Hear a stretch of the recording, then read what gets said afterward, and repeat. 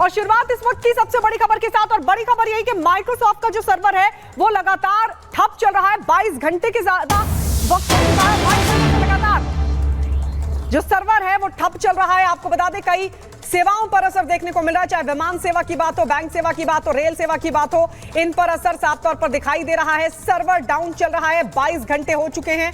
हालांकि सत्या नडेला की तरफ से कहा गया कि खामियों का पता चल चुका है, समाधान निकालने पर लगातार काम जारी है। लेकिन बड़ा सवाल यह है कि क्या इसको लेकर भी भारत को सोचना होगा, किस तरीके से माइक्रोसॉफ्ट पर जो निर्भरता है उसकी वजह से न सिर्फ भारत बल्कि कई ऐसे मुल्क हैं जो पूरी तरीके से निर्भर है। अब क्या उसका समाधान निकालने का वक्त आ गया, क्या उसका विकल्प निकालने का वक्त आ गया, क्योंकि जिस तरीके से हर सेवा पर इसका असर देखा गया, माइक्रोसॉफ्ट का जो सर्वर है वो लगातार डाउन चल रहा है। 22 घंटे से ज्यादा का वक्त हो चुका है। कई सेवाओं पर इसका जो असर है वो देखने को मिल रहा है, और इसी वजह से आपको बता दें कई सेवाएं भी ठप हो गई हैं, दुनिया भर में ठप हो गई हैं। और इस बीच एक बड़ी खबर आपको बता दें, इसी से जुड़ी बड़ी खबर यही है कि माइक्रोसॉफ्ट सर्वर में खराबी की जानकारी मिल रही है। 22 घंटे से ज्यादा का वक्त हो चुका है, सर्वर लगातार डाउन चल रहा है, और विमान, बैंक, रेल सेवा पर इसका असर देखने को मिल रहा है। दुनिया भर में 5000 से ज्यादा विमान रद्द कर दिए गए हैं। तो दुनिया भर में सबसे ज्यादा जो असर देखने को मिल रहा है वो विमान सेवा पर, बैंक सेवा पर, रेल सेवा पर देखने को मिल रहा है। सर्वर डाउन होने की वजह से खासी दिक्कतों का सामना करना पड़ रहा है।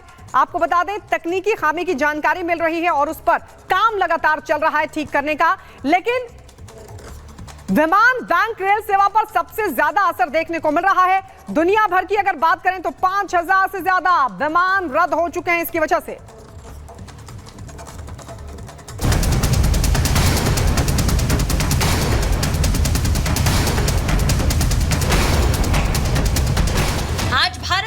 दुनिया के कई देशों ने सबसे बड़ी साइबर संकट का सामना किया। दुनिया की कई बैंकों में लंबी लाइन लग गई। सर्वर डाउन होने की वजह से एयरपोर्ट से विमान उड़ान नहीं भर पाए। हालात ये हुए कि इंडिगो, अकासा एयरलाइन और स्पाइस जेट समेत कई एयरलाइंस को विमान उतारने पड़े। दिल्ली और मुंबई एयरपोर्ट पर चेक इन समेत कई ऑनलाइन सेवाएं अचानक से ठप हो गई, जिसकी सबसे बड़ी वजह सामने आई माइक्रोसॉफ्ट के सर्वर का काम न करना। एयरपोर्ट पर लोगों की लंबी कतारें लग गई। अचानक से अफरा तफरी के हालात पैदा हो गए कि आखिर करें तो क्या करें, क्योंकि एयरपोर्ट स्टाफ के पास भी लोगों के सवालों का कोई जवाब नहीं था। माइक्रोसॉफ्ट का सर्वर बैठ गया है, उसके कारण काफ़ी दिक्कतों का सामना करना पड़ा है।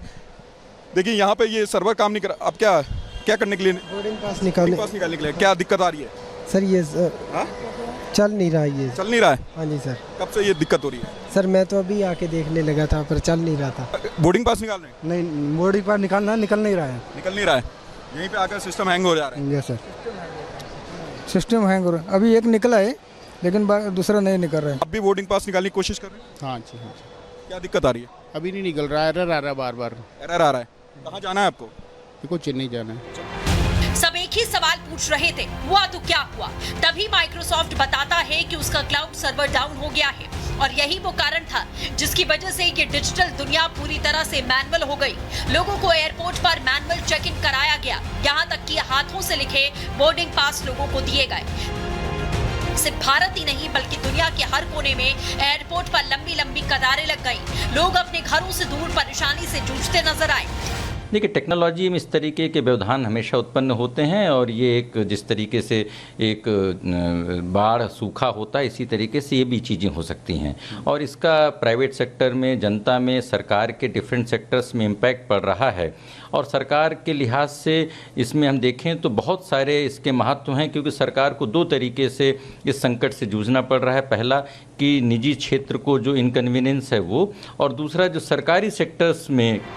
कुल मिलाकर कहा जाए तो एक तरह से आज पूरी दुनिया की रफ्तार थम सी गई। हालांकि समस्या की नब्ज को पकड़ लिया गया और उसे सुलझाने की कोशिशें जारी हैं। Bureau report, Republic Bharat. और उधर कांवड़ यात्रा मार्ग पर अब दुकानों पर मालिक के नेम प्लेट का आदेश क्या हुआ, विपक्ष तिलमिला उठा है।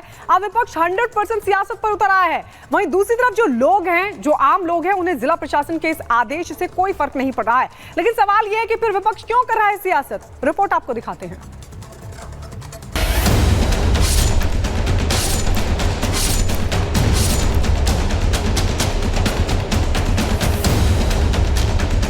दुकान का नाम दुर्गा मिष्ठान भंडार, लेकिन मालिक दानिश। इसी तरह कृष्णा टी स्टॉल, लेकिन उसे चलाने वाले का नाम कामरान। ये सिर्फ उदाहरण हैं जो मुजफ्फरनगर प्रशासन के उस आदेश से जोड़कर देखे जा रहे हैं जिसमें कांवड़ यात्रा में रेहड़ी या दुकान लगाने वालों को नाम लिखने का आदेश दिया गया है। प्रशासन के इस आदेश के बाद से देश भर में एक अलग ही बहस छिड़ गई है। कोई इसे सही बता रहा है तो कोई फैसले पर सवाल उठा रहा है। हंगामे के बावजूद योगी झुकेंगे नहीं, इसका ट्रेलर भी योगी ने दिखा दिया। कांवड़ यात्रा को लेकर सीएम योगी का आदेश, मुजफ्फरनगर मॉडल पूरे यूपी में लागू किया जाए। यूपी में कांवड़ रूट पर दुकानों पर नेम प्लेट लगे। उत्तर प्रदेश में दुकान और दुकान मालिक के नाम बताने वाले आदेश पर विवाद छिड़ गया है। 3 दिन बाद सावन का पवित्र महीना शुरू हो रहा है। हरिद्वार से गंगा जल भरने के बाद देश के अलग अलग हिस्सों में कांवड़िए जाते हैं। इस क्रम में उत्तर प्रदेश के बड़े इलाके से शिव भक्त कांवड़ यात्री गुजरते हैं, जिसमें मुजफ्फरनगर एक बड़ा केंद्र है। कांवड़ यात्रियों की सुविधा और आस्था के लिए योगी मैदान में है, तो उनके साथ अब धामी भी उतर गए हैं। उत्तराखंड में भी यूपी वाला प्लान लागू हो गया है। मुजफ्फरनगर और सहारनपुर जैसे ही हरिद्वार में भी कांवड़ यात्रा की रूट वाली दुकानों और ठेलों पर नाम के बोर्ड लगाने का आदेश लागू हो गया है। इस बारे में कहा है कि बाद में कई बार बहुत वैसी स्थिति पैदा होती है कि नाम बदल के लोग जो है अपनी पहचान छुपा के जो है दुकान खोल रहे हैं या कोई अन्य कारोबार कर रहे हैं, तो ठीक नहीं है। सबका आइडेंटिफिकेशन होना चाहिए। जो भी है अपनी पहचान छिपाने में किसी को क्या दिक्कत है? अच्छा है, अगर हम कोई भी काम करते हैं, आप भी हैं, तो आप अपना नाम बता के तो यहाँ आए हैं ना। उत्तर प्रदेश उत्तराखंड के बाद अब राजस्थान के जयपुर नगर निगम ग्रेटर ने भी बड़ा फरमान जारी किया है। मांस मीट की दुकानों के बाहर अब लिखना पड़ेगा हलाल का मीट या झटका का मीट।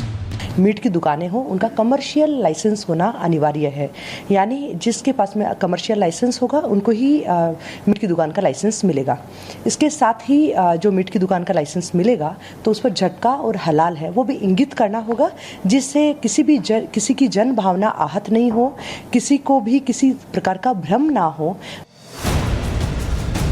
योगी और धामी सरकार के एक्शन पर असर अब दिखने लगा है। ये तस्वीरें देखिए। कभी इन ठेलों पर आपने नाम की तख्ती नहीं देखी होगी, मगर अब आदेश के मुताबिक दुकानदार पहचान उजागर कर रहे हैं। ऐसी तस्वीरें उत्तर प्रदेश के मुजफ्फरनगर, सहारनपुर और शामली में दिख रही हैं। तो हरिद्वार में भी ठेले रेहड़ी वाले नाम का पोस्टर लगा रहे हैं।